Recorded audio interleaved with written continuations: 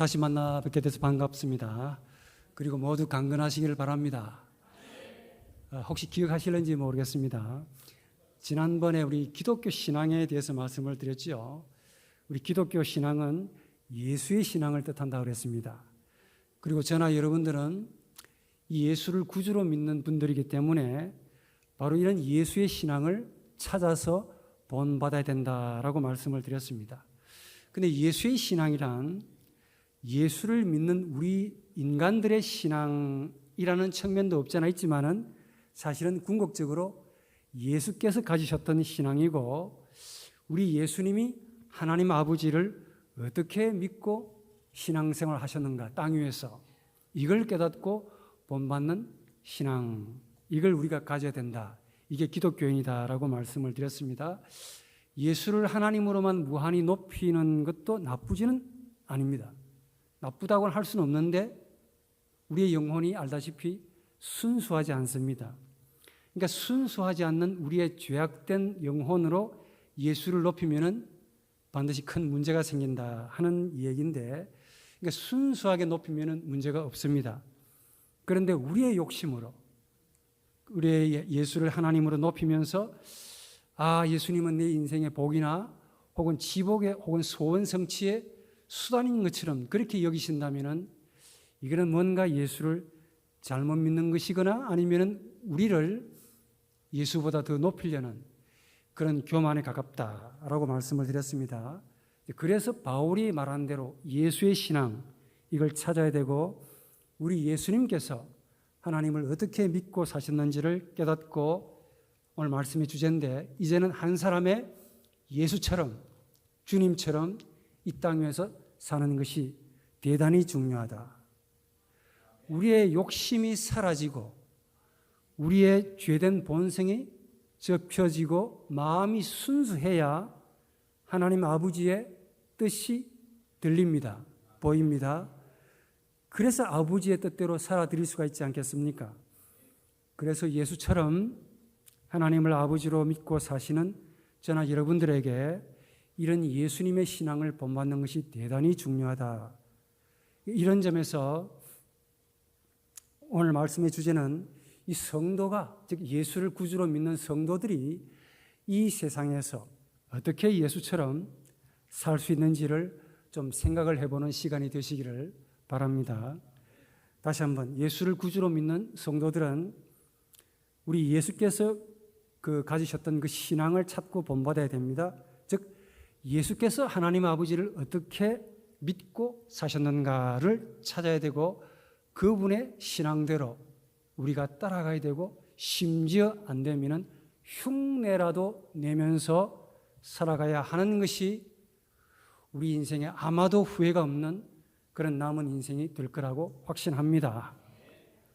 간단하게 말해 어떻게 살아야 될까요?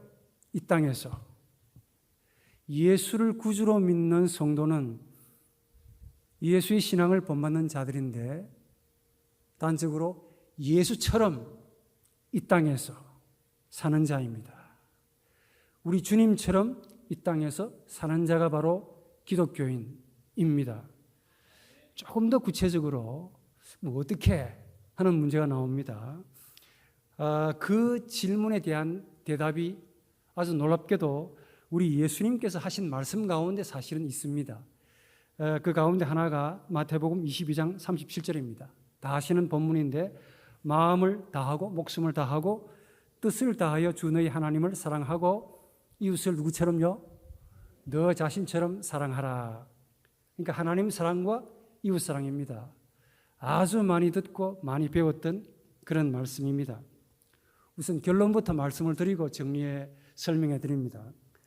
하나님을 진심으로 사랑하면은 이웃이 눈에 들어옵니다. 우리 속된 말로 이웃이 눈에 밟힙니다. 그런데 그 눈에 밟히는 이웃이 흥미롭게도 진지하게도 강도 만난 자로 비칩니다. 강도 만난 자로 밟힌다니까요. 그래서 그런 이웃을 너 자신처럼 혹은 우리 자신처럼 사랑할 수 있다 하는 내용입니다. 우선 본문을 제대로 이해하는 것이 필요합니다. 오늘 조금 따져야 되겠네.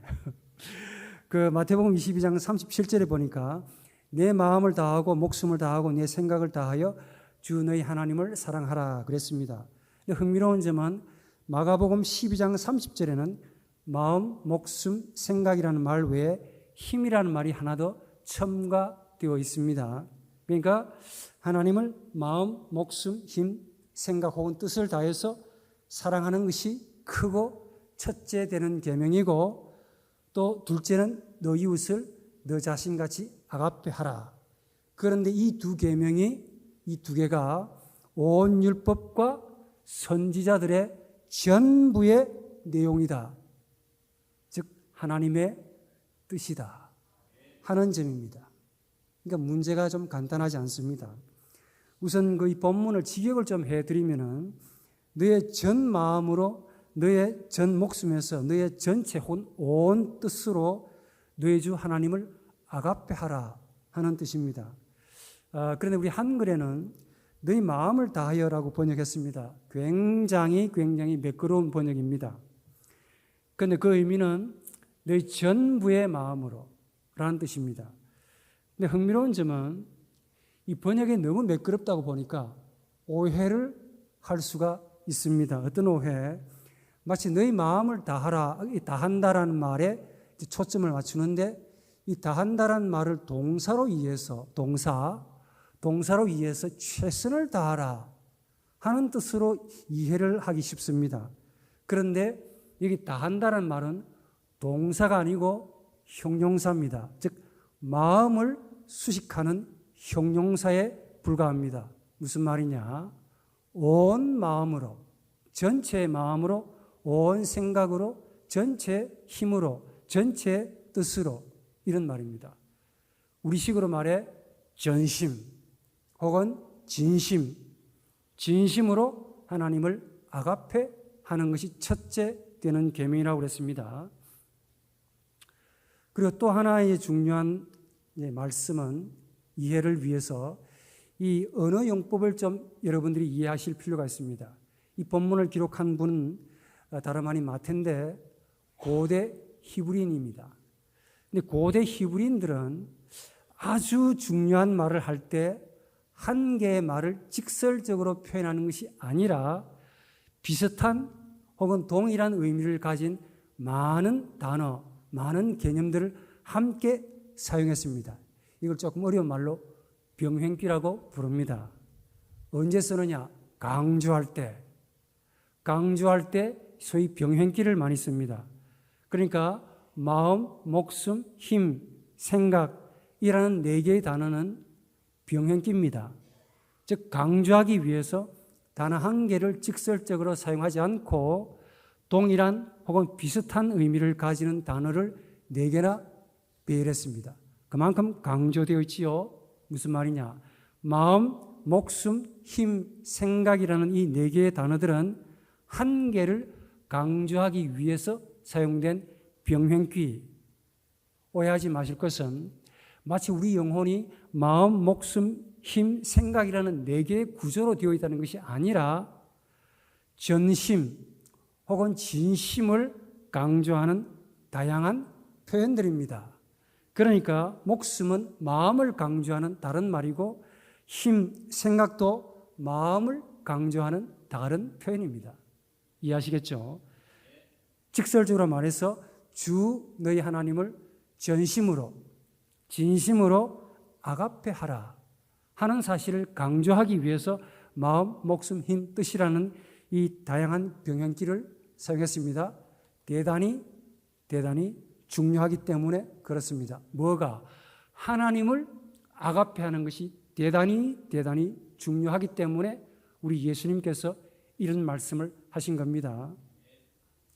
마지막 세 번째로 이제 가장 난해한 말을, 어려운 말을 이제 여러분들이 좀 이해하셔야 될 텐데, 그게 아가페라는 말입니다. 아마도 이 본문을 제대로 이해하기 위해서 그 열쇠가 있다면 바로 이 아가페라는 말일 겁니다.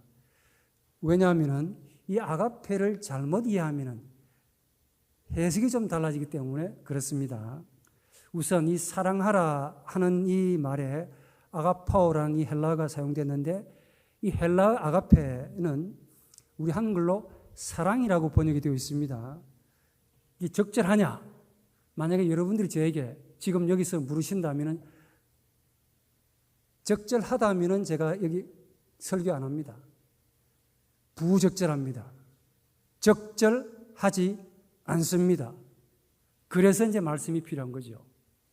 이 헬라어 성경을 라틴어로 번역한 이 불가타 성경을 좀 보니까 이 딜렉티오라는 말로 번역이 되었는데, 그러니까 이 딜렉티오 영어로 러브, 독일말로 리베, 한글로 사랑 이렇게 번역이 되어 있는데, 그러니까 라틴어 딜렉티오 영어로 러브, 독일말로 리베, 한글로 사랑 이런 모든 말들은 과연 이 아가페를 적절하게 번역한 말이냐라고 물으신다면 저의 대답은 부적절하다라는 뜻입니다. 적절하지 않습니다. 참고로 이 라틴어 로마인들이 사랑을 나타낼 때 주로 쓰던 말이 이 딜렉티오, 카리타스, 아모르라는 말을 많이 썼습니다. 반면에 헬라인들이, 그리스인들이 사랑을 좀 표현할 때 압도적으로 많이 썼던 용어가 에로스, 그리고 이 필리아, 거의 쓰지 않았던 말이 이 아가페라는 용어입니다. 그러니까 라틴어 모든 말들이, 사랑을 나타낼 때 쓰던 모든 말들이 헬라어로 만약에 번역을 하게 되면 이 전부 다 에로스를 나타내는 말들이라는 데 이제 문제가 있습니다. 이해하시겠죠? 그러니까 헬라어 성경을 라틴어 성경으로 번역한 분이 히에로니무스라는 소위 예롬이라는 이 교부인데 고전에 굉장히 능통한 분입니다. 성경을 라틴어로 번역했습니다. 그 번역된 성경을 불가타라고 부릅니다. 그런데 문제는 이 아가페의 헬라 아가페에 일치하는 라틴어가 없다는 점이에요. 그래서 히에로니무스는 찾다가 이 딜렉티오 혹은 카리타스라는 말로 찾아가지고 번역했습니다. 그런데 이렇게 번역하는 바람에 훗날에 영어, 독일어, 한국어 대부분의 모든 성경들이 자연스럽게 이 본문을 놓고 사랑을 나타내는 말로 그렇게 자연스럽게 번역했다고 봅니다.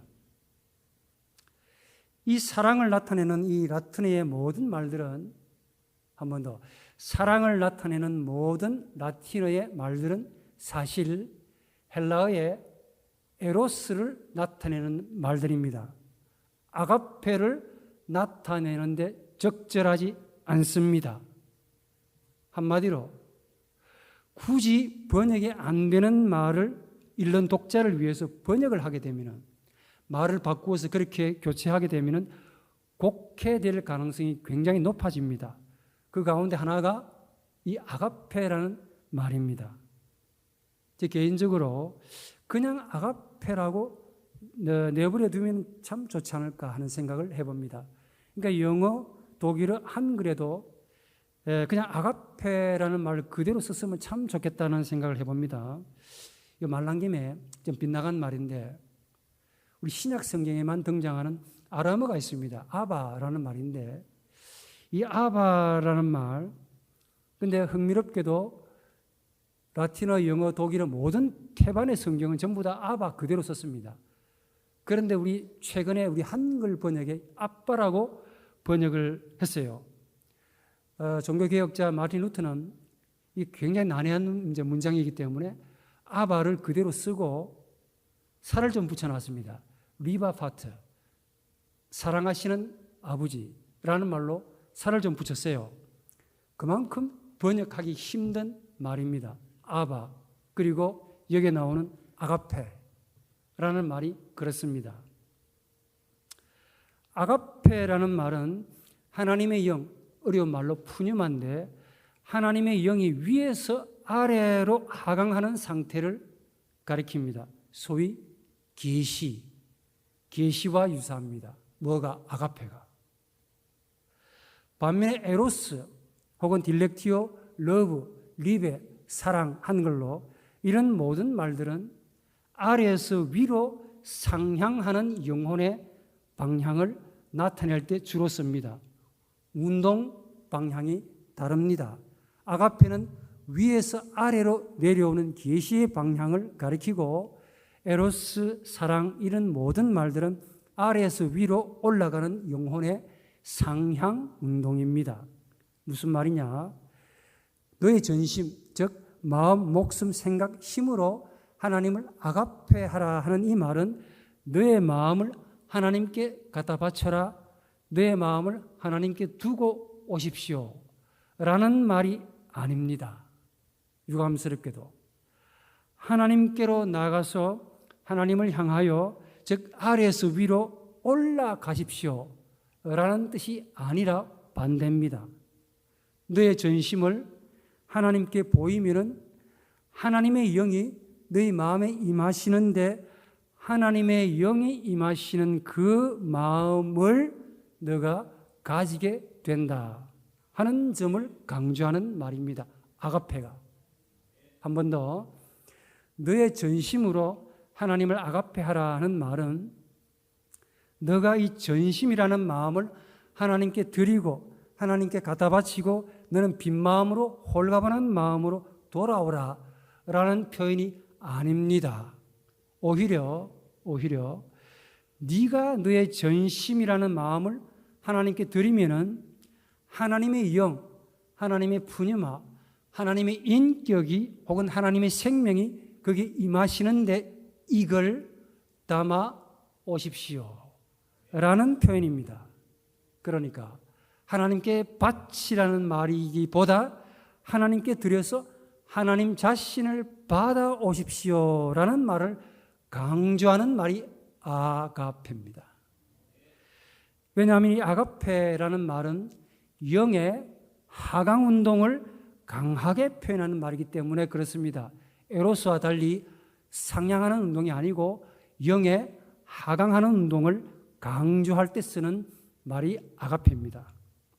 아주 쉽게 여러분들에게 이런 말씀으로 소개해 보자면은 고대 그리스인들은 소위 신탁을 많이 했습니다. 신탁. 지금 돈을 맡기는 그런 신탁이 아니고 신탁. 신탁을 하기 위해서 제단에 가야 됩니다. 나쁜 말로 신탁하기 위해서 은행 가듯이 그거 말고 하나님께 소위 거룩한 이 신탁을 하기 위해서 제단에 가야 되는데 빈손으로 가지 않습니다. 반드시 예물을 가지고 갑니다. 그런데 그때의 예물은 이 신탁자의 진심을 담은 예물이지요. 그 예물을 제단에서 하나님께 바칩니다. 신에게 바칩니다.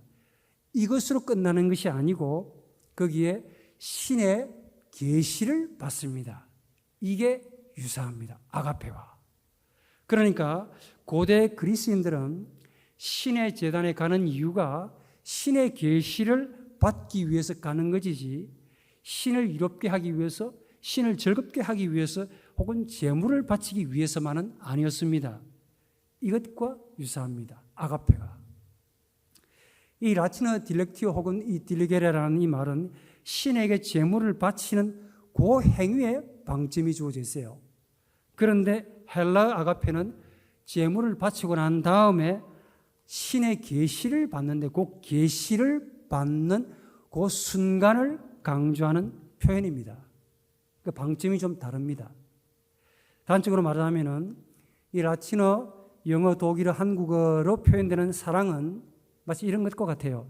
신에게 내가 준비한 제물을 바치는 그 행위에 초점이 맞추어져 있습니다. 그런데 헬라 아가페는 독특하게도 신이 계시를 주시는데 위에서 아래로 그 계시의 장소가 어디냐? 인간이 준비한 제물에 임한다 하는 그 점을 강조하는 말입니다. 아가페가. 아이고 저분 또 지난번에 왔듯이 또 단어 한 개 가지고 저렇게 씨름을 하시네 하는 그런 얼굴이신데 편안하게 생각하십시오. 마음, 목숨, 힘, 이 생각이라는 다 해서 너희 하나님을 아가페하라라는 이 예수의 말씀은 우리 마음을 하나님께 바치라 하는 데 있지 않고 방점이 바치는 데 있지 않고 오히려 너의 마음을 하나님의 계시, 하나님의 생명, 하나님의 중심으로 채우라 하는 데 있기 때문에 그렇습니다. 방점이 좀 달라요. 이것이 아가페가 가지는 깊은 뜻입니다. 참고로 여기서 그래도 배운 것이 도둑질이라고 신학을 좀 했기 때문에 이 독일의 언어 철학자가 있는데 이 라이첸슈타인이라는 분이 계십니다. 이거는 이제 헬라어를 많이 공부하신 분인데 이분이 헬라어를 많이 연구해 보니까 헬라어가 예수님 당시에 거의 쓰지 않았던 용어랍니다. 근데 예수님의 당시 성경 기자들이 이 당시에 쓰지 않았던 이 아가페라는 용어를 썼는데 당시에는 거의 등장하지 않았던 용어가 바로 아가페라는 말입니다. 그때는 사랑을 나타낼 때 BC 1세기, AD 1세기, 2세기, 3세기 그 이후로 주로 사랑을 나타낼 때 쓰던 말이 헬라어로 에로스입니다. 에로스. 그런데 성경에는 에로스가 단 한 번도 등장하지 않습니다. 반면에 그 당시에 전혀 쓰지 않았던 이 아가페라는 말이 나오는데 그만큼 이 아가페가 이 사람의 말에 의하면 생활용어로 아직 자리를 잡기 이전이었다라는 뜻입니다. 그만큼 개념으로 정립이 안 됐고 일상생활에서 아가페라는 말을 거의 사용하지 않았다. 그래서 성경 기자들이 사용하지 않았던 이 아가페를 굳이 찾아내가지고 하나님의 계시를 나타낼 때, 즉 예수의 인간을 위한 계시의 방법을 나타낼 때 이 저자들이 이 아가페라는 용어를 써가지고 우리에게 넘겨주었습니다. 그만큼 어려운 개념입니다. 그러니까 신을 에로스 하라라는 말이 아니라 하나님을 아가페 하라라는 말인데 하나님을 우리 마음에 충만히 모셔가지고 너의 주인으로 모셔라 하는 뜻입니다. 하나님께 뭔가를 드리십시오라는 의미보다 너의 주인으로 모셔라 하는 의미가 굉장히 강합니다. 단적으로 하나님께 우리의 마음을 바쳐서 홀가분하게 우리는 빈 마음이 되어가지고 돌아오십시오 라는 의미가 아니라 이렇게 되면 에로스가 됩니다. 하나님께 우리 마음을 내보여서 그 마음에 하나님의 인격, 하나님의 성품, 하나님의 진지하심 이걸 충만히 담아오세요 라는 뜻입니다. 이게 아가페가 가지는 깊은 뜻입니다. 논리적으로 말하면 하나님께 우리 마음을 딱 드리면 우리는 당연히 빈 마음이 됩니다. 이게 종교적인 마음이에요. 주로 불교에서 많이 하죠. 그런데 우리 마음은 논리나 이성의 대상이 아닙니다. 마음이란 우리 노력으로 비워지거나 채워지는 것이 아닙니다. 오로지 하나님으로 인해 비워지고 하나님으로 인해 채워지는 푸뉴마, 영적인 존재입니다. 우리 마음이란 팔다리와 어떤 한 부분과 같이 마음에 안 들면 잘라가지고 갖다 바칠 수 있는 그런 부분들이 아닙니다. 오로지 두 개 가운데 하나입니다. 하나님으로 인해 충만해지든지 아니면 내가 내 자신으로 채우든지 둘 중에 하나입니다. 그런데 유감스럽게도 우리 마음은 주인이 따로 있습니다. 우리 자신이 아니고 바로 마음, 우리를 지으신 창조주 하나님이 실상은 우리 마음의 주인이세요. 이를 가리켜서 우리 마음을 하나님의 형상이다라고 부릅니다. 하나님이 임재하시는 장소, 처소. 그러면 우리 마음을 하나님으로 채워놓지 않으면 어떻게 될까요? 우리의 본성, 우리의 욕심, 우리의 죄악, 충동, 동물적인 의욕이라고 하는 소위 어려운 말로 리비도라고 하는 것으로 우리 영혼이 충만해집니다. 이걸 한마디로 리비도라고 부르는데 리비도가 우리 마음의 주인이 되면은 귀신이나 사탄이 역사하기 너무너무 좋은 장소, 처소가 됩니다. 그러니까 우리의 악한 본성인 리비도가 우리 마음의 주인이 되면은 악한 귀신들이나 사탄의 유혹과 시험을 당하기에 아주 좋은 장소가 됩니다. 이것 때문에 우리 예수님께서 이 마가복음 7장 21절 22절 사람의 마음에서 나오는 것은 악한 생각, 뒤에는 다 풀어 설명합니다. 음란, 도적질, 살인, 간음, 탐욕, 악독, 속임수, 음탕, 홀기는 눈, 회방, 교만, 광패 이런 것이 다 등장하는 겁니다. 우리 마음에 이런 것들이 가득 차면은 마음이 편안하겠습니까? 불편하죠. 본인도 피곤하고 그리고 이런 나와 마주하는 이웃도 굉장히 엄청 괴롭습니다. 그러니까 우리가 악한 자가 되면은 나도 고달프고 피곤한데 이웃들이 이런 나를 대하면서 느끼는 정서가 너무너무 고달프고 너무너무 피곤하다는 거야. 내가 살인하고 싶은 마음으로 가득 차 있으면은 하루 종일 의학적으로 소위 우리 뇌에서 아드레날린이 분비가 됩니다. 굉장히 괴롭습니다. 밤에 잠을 못 자요. 얼마나 피곤하겠습니까? 또 이런 나를 대하는 부인, 아이들, 이웃들 얼마나 피곤한지 불안하죠. 두렵고 떨리죠. 괴롭습니다. 우리 예수님께서는 진심으로 혹은 전심으로 하나님을 아가페하라고 하십니다. 우리의 전심을 하나님께 내어놓으면 하나님의 마음, 하나님의 생명, 즉 예수의 인격성, 성령의 인격성으로 채우십니다. 이 성령의 인격성으로 채워져야 참된 우리 마음, 즉 하나님과 하나가 되는 마음, 어려운 말로 예수의 마음이 되는 겁니다. 이런 마음으로 이웃과 세상을 보는 마음이 됩니다. 단적으로 말해 우리 예수님처럼 예수님과 같이 예수와 함께 세상을 사람들을 바라보기 때문에 나 자신이 사라지고 이 험악한 리비도의 내 자신이 사라지고 청결한 마음이 되어서 세상을 보고 하나님을 봅니다. 마태복음 5장 8절에 아주 진귀한 말씀이 나오는데 마음이 청결한 자 복 있죠. 어떤 복을 받습니까? 하나님을 눈으로 본다라고 했습니다. 우리 주님께서 말씀하셨는데 이 모든 성경 헬라어부터 전부 다 찾아보니까 말 그대로 본다라는 그 말, 우리의 동공으로 우리의 눈동자로 하나님을 볼 수 있다라고 기록되어 있습니다. 꿈이 아닙니다. 상상도 아닙니다. 과장도 아닙니다.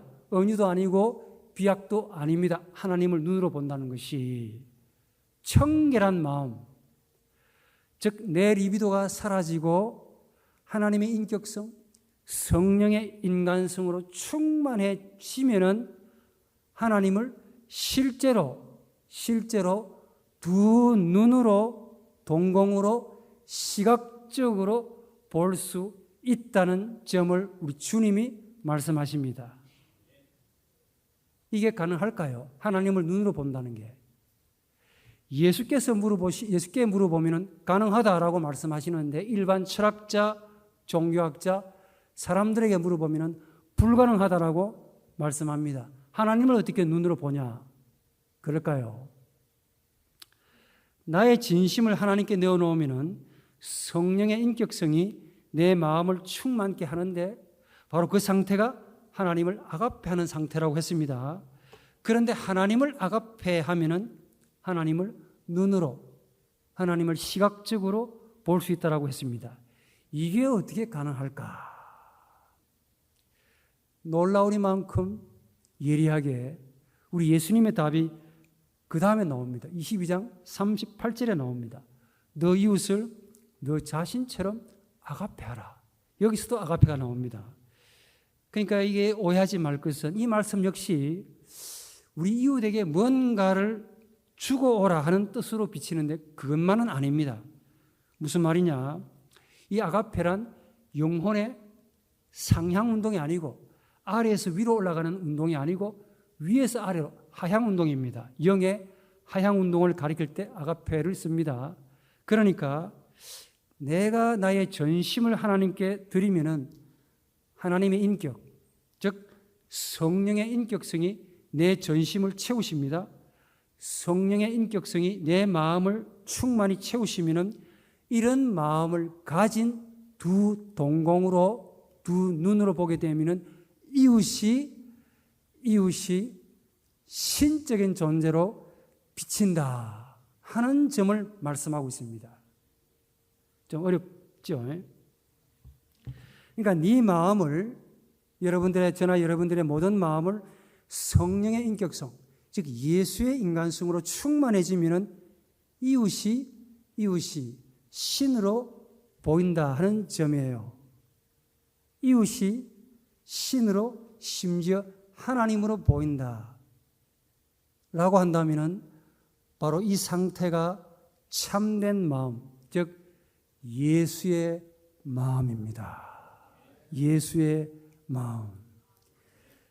예수의 마음이 되면은 이웃을 우리 자신처럼 아가페 할 수가 있습니다. 예수의 마음이 되면은 이웃이 신으로까지 보이기 때문이에요. 예수의 마음이 되면은 나와 마주하는 모든 인간의 이웃이 하나님으로까지 그렇게 보입니다. 예수의 마음이 되어야 눈으로, 동공으로, 시각적으로 이웃에게서 하나님을 보듯이 하나님을 본다 하는 뜻입니다. 예수의 마음으로 보이는 하나님은 철학자나 지식인들의 하나님이 아니고 아브라함과 이삭의 하나님이십니다. 예수의 마음으로 비치는 하나님은 헤겔의 절대정신, 우리 학생들 좀 어렵겠네. 헤겔의 절대정신, 헤겔 철학의 최고봉입니다. 절대정신.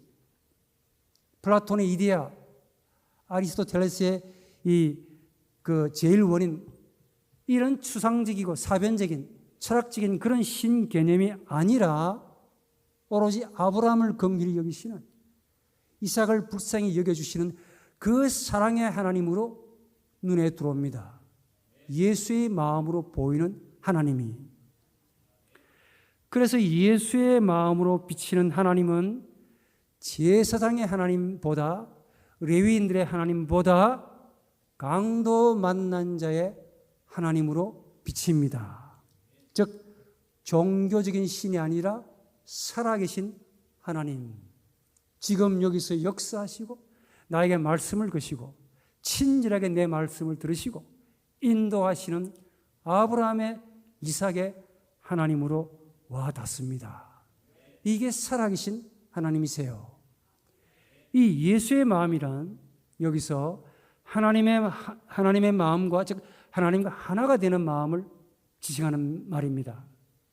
예수님의 말씀처럼 우리 마음을 마음, 목숨, 힘, 뜻을 다해 진심으로 내어놓으면 바로 그 마음에 하나님의 인격이, 하나님이 인격으로 임하시는데 바로 이런 상태를 가리켜서 하나님을 아가페, 사랑, 아가페하는 상태라고 할 수 있습니다. 이런 아가페적인 마음으로 세상을 보면은 아주 놀라운 사실이 눈에 들어옵니다. 눈으로 보는 것 말고 눈으로 들어와야 됩니다. 시각적인 것 대상 말고 진짜 눈에 비칩니다. 사람들의 눈에 들어오는데 하나같이 고통당하고 아픔 가운데 신음하고 눈물을 흘리고 있고 괴로워하고 탄식하고 슬퍼하고 병들고 낙심하고 절망하고 좌절하고 괴로워하고 전부 이런 분들로 보인다는 점이에요. 뭐가? 예수의 마음으로 보았더니, 아가페적인 시선으로 세상을 보았더니 전부 다 이런 사람으로 보인다는 점입니다. 조금 더 극단적으로 말하면 우리 마음이 하나님의 영, 하나님의 푸념아, 하나님의 인격으로 충만하게 되면 예수의 마음이라는 상태와 같은 상태가 되는데, 이런 마음의 상태로 세상을 보니까 전부 다 머리에서 발끝까지 100이면 100사람 전부 다 강도 만나가지고 지금 여기서 이 자리에서 죽어가는 사람으로 눈에 보인다는 점입니다. 아이고, 내가 어떻게 강도 만났습니까? 나는 멀쩡합니다. 나는 절대 강도 만난 적이 없지요.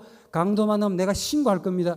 그렇게 자신만만하신 얼굴이 아니고, 사실은 저나 여러분들이 원하든 원치 않든 강도를 많이 만나고 있고 만날 겁니다. 그 강도라는 게 사람을 두고 말하는 것만 아니고 원치 않는 불행, 괴로움, 고통, 질병, 가난, 시험, 이런 것들로 찌들려 사는 우리 영혼의 상태, 그 상태를 강도 만난 자라고 비유합니다. 보기에는 다 멀쩡한 것 같이 보입니다. 정말 건강하게 보이고 잘 사는 것처럼 보여도 하나같이 그 내면을 조금만 들여다보면 강도를 만나가지고 고통스럽게 힘겹게 살아간다 하는 그런 분들의 영혼들입니다. 그런데 흥미롭게도 진지하게도 이런 분들을 우리 예수께서는 너의 이웃이다라고 불렀습니다. 이게 좀 마음이 괴롭습니다. 예수께서는 저런 분들을 너의 이웃이다라고 규정하고 있습니다. 그 이웃을 누구처럼요? 너 자신처럼 아가페하라라고 말씀하세요. 흥미로운 점은 여기서 아가페가 등장합니다. 한 번 더 아가페는 영혼의 상향운동이 아니고 하향운동이라고 그랬습니다. 다른 말로 내가 하나님께 찾아가는 길이 아니고 하나님이 나에게로 오시는 길, 이 바로 아가페고 이게 계시와 동일합니다. 그래서 아가페는 계시라고 할 수 있습니다. 마찬가지로 이 이웃을 우리 예수께서 아가페하라라고 하셨는데 이것도 이웃을 에로스하라, 우리식으로 사랑하라라는 개념만은 아닙니다. 뭔가를 주고 오라라는 뜻만은 아닙니다. 그 이웃에게서 너의 자신을 너 마음에 담아오세요. 그 이웃의 고통하는 마음을 너 마음에 가득 담아오라는 말과 굉장히 유사해집니다. 마치 이웃에게 가서 혹은 하나님께로 가서 너의 인격을 딱 내어놓으면 하나님이 그 마음에 임하시지요. 이것과 동일하게 네가 이웃에게 가서 라면 몇 봉지, 사탕 몇 봉지 혹은 돈 얼마 이렇게 주고 너는 홀가분한 마음으로 빈 마음으로 오십시오가 아니라 그 아파하는 이웃의 마음, 푸념아, 그 괴로워하는 이웃의 자신을 너의 자신에 담아오라 하는 뜻입니다. 이게 무겁다는 말이죠. 그래서 이 아가페라는 용어를 성경에만 등장하지 그 당시 AD 1세기, BC 1세기 이런 문서에는 거의 사용되지 않았습니다. 성경에만 등장합니다. 얼마만큼 이 무거운 말인지 아시겠죠? 이렇게 사는 것이 예수께서 보실 때 성도의 삶이라는 겁니다. 우리 예수님께서 친히 우리에게 모범을 보여주셨어요. 자신을 잘난 은 30에 팔아넘겼습니다. 누가? 가룟 유다가. 여러분, 은 30이 뭐 대단한 줄 아십니까? 그 당시 탈렌트라는 말이 굉장히 무겁습니다. 굉장히 큰 돈입니다. 근데 은 30이라는 이 말은 그냥 유통하는 관계에서 아무나 쓸 수 있는 그런 돈입니다. 아니, 스승이 제자에 의해서 잘난 은 30에 팔렸습니다. 그 말은 이 가룟 유다가 평소에 예수를 얼마나 하찮게 가벼운 존재로 여겼다는 사실을 반영합니다. 아마도 가룟 유다는 예수를 에로스하는 분이 분명할 겁니다. 저분에게로 가면은 호가호식하고 뭔가 제자로서 한 능력을 한 자리를 할 수 있을 거다라는 욕심과 이런 에로스로 가득 차 있어서 예수께 왔는데 막상 와보니 예수는 세상에 대해 전혀 관심이 없는 분이거든요. 돈에 별로 관심이 없습니다. 그러니까 가룟 유다 마음이 편하겠습니까? 불편하겠습니까? 불편하겠죠. 얼마에 팝니까? 은 30에 팝니다. 그런 가룟 유다조차 예수께서는 성경을 보니까 한 번도 저주, 원망한 적이 있습니까? 없습니까? 없습니다. 우리 예수께서 가장 사랑하셨던 제자 이름이 뭡니까? 베드로. 그런데 이 베드로가 예수께 무슨 짓을 했습니까? 예수를 저주했지요. 이렇게 사랑했던 그 베드로가 나중에 예수 자신을 저주할 것도 예수가 참 아셨습니다. 그런데 한마디도 비난, 책망하지 않으셨습니다. 사랑으로 안아주셨습니다. 아가페로. 우리 예수께서는 자신이 십자가를 지십니다. 그런데 그렇게 많이 따라다녔던 제자, 어마어마하게 많이 따라다녔습니다. 그런데 막상 십자가를 지니까 한 명도 보이지 않습니다. 전부 다 예수 자신을 떠날 것을 다 아셨지만은 우리 예수님은 성경 어디에도 이런 제자들을 원망 저주했다라는 기록이 없습니다. 더 놀라운 사실은 우리 예수님은 하나님의 아들이신데 자신을 핍박하는 로마인들, 이거 말이 됩니까? 사람이 신을 핍박합니다. 심지어 자신을 심판했던 유대교 한 번도 책망하거나 심판하지 않았습니다. 마태복음 23장에 그렇게 저주가 붙어 있습니다만은 전부 다 하나님께 맡기면서 모든 자들을 위한 대속물로 이 소중한 자신을 넘겨주십니다. 자신을 넘겨주셨다. 이게 바로 이웃을 너 자신처럼 아가페 하는 행위입니다. 오늘 여러분들이 저의 말씀을 여기까지 잘 오셨다면 이해가 될 겁니다. 만약에 저에게 이렇게 물어보신다면 제 대답은 한마디로 노입니다. 뭘 물어보냐? 예수 믿는 거 쉽습니까? 과거에 그렇게 믿었습니다. 저나 여러분들, 저만 그런 것이 아닐 것 같아요. 전도할 때 어떻게 믿습니까? 어떻게 말합니까? 예수 믿으세요. 교회 나오십시오. 예수 믿기만 하면은 온 집안이 구원받고 예수 믿기만 하면은 모든 사업과 행사가 형통합니다. 라고 말씀을 했습니다. 근데 그 말이 틀린 말이 아닙니다. 다만 설명문이 부족했다라는 뜻이죠. 막상 예수를 믿고 신학교에 가가지고 공부를 하고 교수까지 되어본 저로서는 그렇게 말씀하시면 조금 이상합니다. 예수처럼 사는 것이 참 고달프고 힘들다 하는 생각을 최근에 많이 해봅니다. 왜 그러냐? 내 자신, 우리 자신을 부정하는 삶이 간단하지 않기 때문에 그래요. 제가 어느 한 분을 만약에 선택을 해가지고 시험을 해볼 수 있습니다. 막이는 아니지만은 몇 가지 질문으로 여러분들을 넘어뜨리기 참 좋을 만한 제가 예문도 가지고 있어요. 예수 믿는 게 결코 쉽지 않습니다. 우리 자신을 부정하는 삶이 절대로 간단하지 않습니다. 예수처럼 하나님께 우리의 전부를 내어놓지 않으면 마치 도박하는 것과 유사하다고 봐요. 전부 내어놓지 않으면 절대로 우리 자신을 부정할 수 없다고 느껴집니다.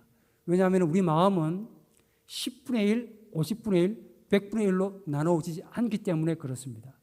예스냐, 노냐, 믿는 거냐, 안 믿는 거냐, 저주하는 거냐, 믿는 거냐, 둘 중에 하나뿐입니다.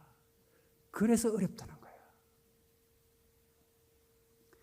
예수처럼 혹은 주님처럼 하나님께 내 전부를 딱 갖다 내놓지 않으면 어떻게 되느냐?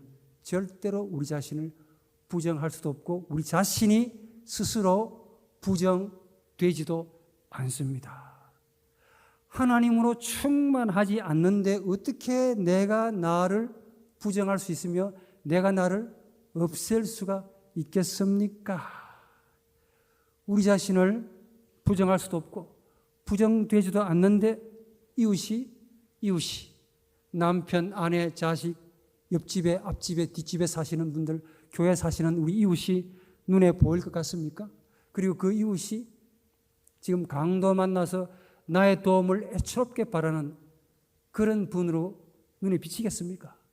그러니까 선한 사마리아인이 될 수가 없지요.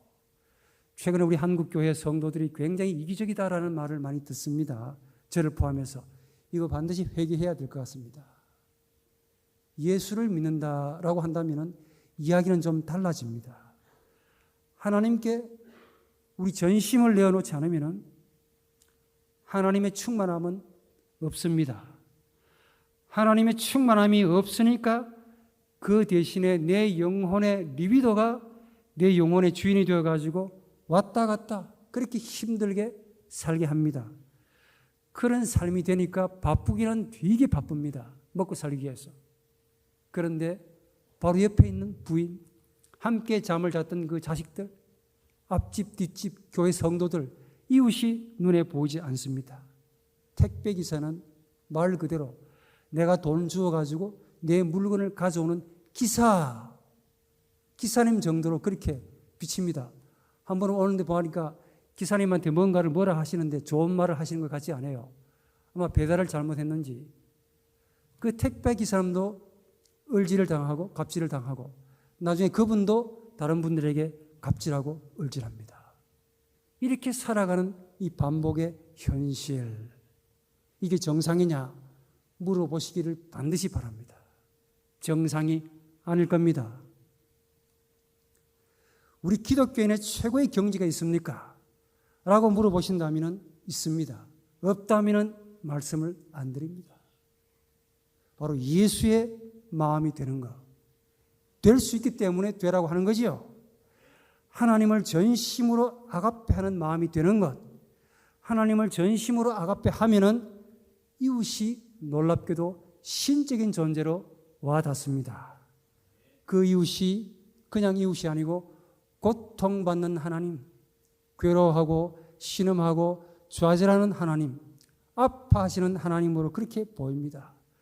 이 아파하시는 하나님인 그 이웃이 나의 이웃이고 이런 이웃에게 내 자신을 기꺼이 넘겨주는 우리 자신처럼 아가페하는 삶, 이게 바로 우리 기독교인의 최고의 경지 예수의 마음이 아닐까 하는 생각을 여러분께 드리면서 귀한 말씀으로 은혜가 넘치시기를, 우리의 삶이 이런 삶이 되기를, 또 이런 삶을 위해서 조금이라도 결심하는 그런 우리가 되었으면 참 좋겠습니다.